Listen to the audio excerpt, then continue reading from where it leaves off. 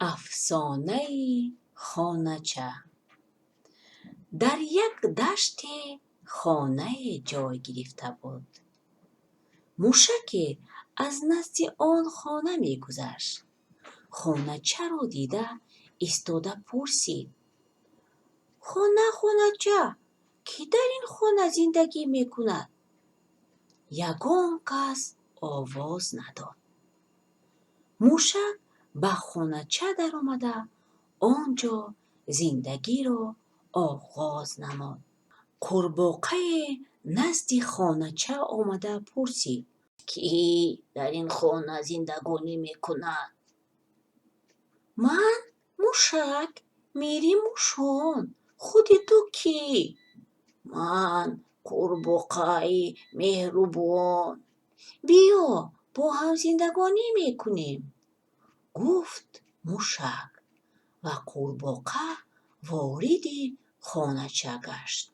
آنها 2 نفر شده زندگی را دوام دادند. زرگوشکی عیار از نزد خانه میگذشت. ایستاده پرسید: خانچه، کی در این خانه زندگانی میکند؟ من موشک میری موشون. من قورباغه مهربان. خودی تو کی؟ من زرگوشکی عیار. بیا با هم زندگانی میکنیم. زرگوشک وارد خانچه شد. آنها 3 نفر شده زندگی را دوام دادند. روباه از نزد خانچه میگذشت. با تیریزه تق تق زده پرسید: خانچه، کی در این خانچه زندگانی میکند؟ من موشک میری موشون.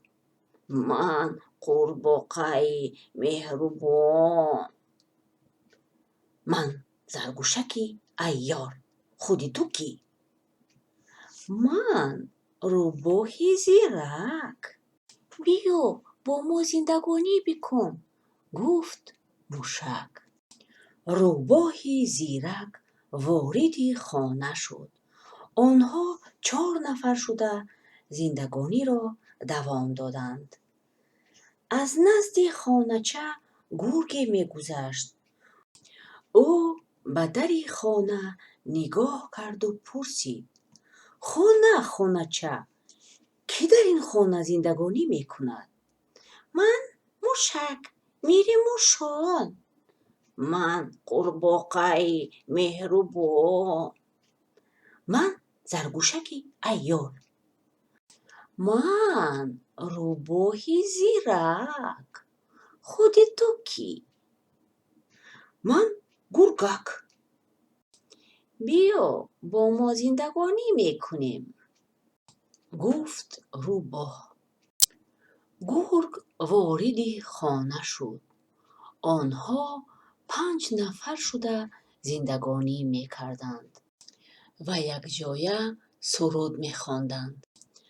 ناگهان خرسکی کجلپای آمد. خرسک خانچه را دید، موسیقی را شنید، ایستاد و با تمام قوتش گفت: خانچه، کی در این خانچه زندگانی میکند؟ من موشک میری موشون. من قورباغه مهربان. من زرگوشکی عیار. من روباهی زیرک. من گرگک. خودی تو کی؟ من خرسک کجلپا. بیا با ما زندگانی بکن. خرس به خانچه وارد شدنی شد، اما نتوانست و گفت: من بهترش در بالای بام خانه زندگانی میکنم. تو ما رو زیر میکنی.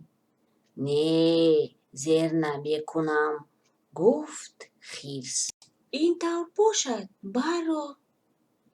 خرسک به بالای بام برآمده нишастанӣ шуда буд, ки хонача каҷ шуда тамоман шикаст. Аз хонача муш, қурбоқа, заргушак, рӯбоҳ ва гург баромаданд. Ҳамашон сиҳату саломат бимонданд.